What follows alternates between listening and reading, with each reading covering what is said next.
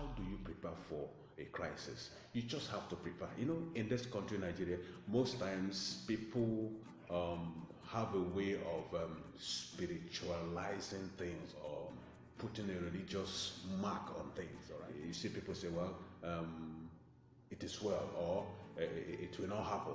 All right, God will not allow it to happen. Okay, but when you are dealing with people, when you are dealing with people, your audience, that involves anything you do that involves other people, you need to know that things could go wrong, because one is that everybody is not thinking like you.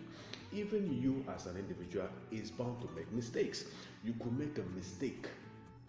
All right, so we are not perfect. All right, let's say you into a food business, okay, you run a restaurant. Now, what kind of risks, what kind of crisis could occur in that kind of business? Right? So it's associated with food.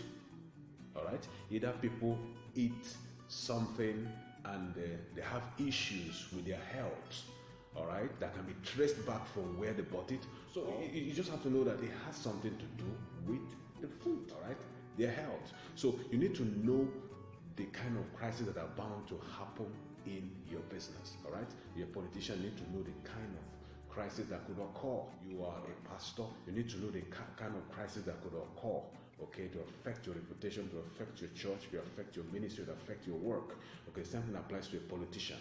All right, so you need to know the kind of crisis that are bound to happen in that kind of business, in that sector or whatever, so that you can begin to plan towards that. Then you need to reduce or mitigate these identified risks. All right, now you know what are bound to happen, then you put measures in place to make sure that they don't occur. All right, okay, let's say okay, you are into the food business, a restaurant. All right, you have to make sure that, of course, you buy your raw ingredients from the right sources, okay, the trusted right sources. Then you make sure that they are clean. You make sure that they're inspected to pass a kind of a standard, okay, for health purposes. All right, so you monitor the things you do, you monitor your processes. You have a way to monitor your processes. It's important. It goes along for every other industry. So when you identify things that could go wrong in your industry, then you begin to look for ways to reduce and or mitigate those risks. Once you identify them, you need a team. All right, you need to set up a team, okay, that are made up of individual. Of course, there's no specific number for a team, but it doesn't have to be so much. All right, you don't have to have so many people in that team, but a team of individuals that will initiate this plan.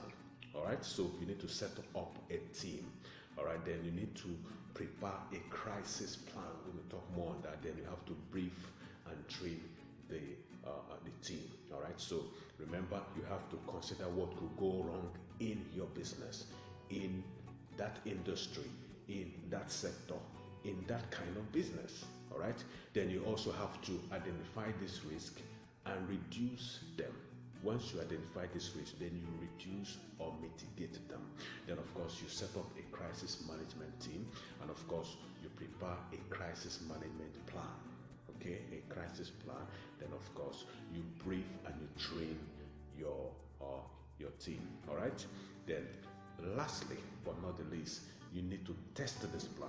Don't test this plan when the crisis have occurred, because some organizations, some companies have some emergency alarm systems in case of fire or other form of risk.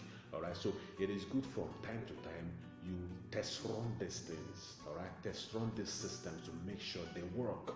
So when you have a crisis plan, okay, you need to test your plan from time to time to make sure that it works.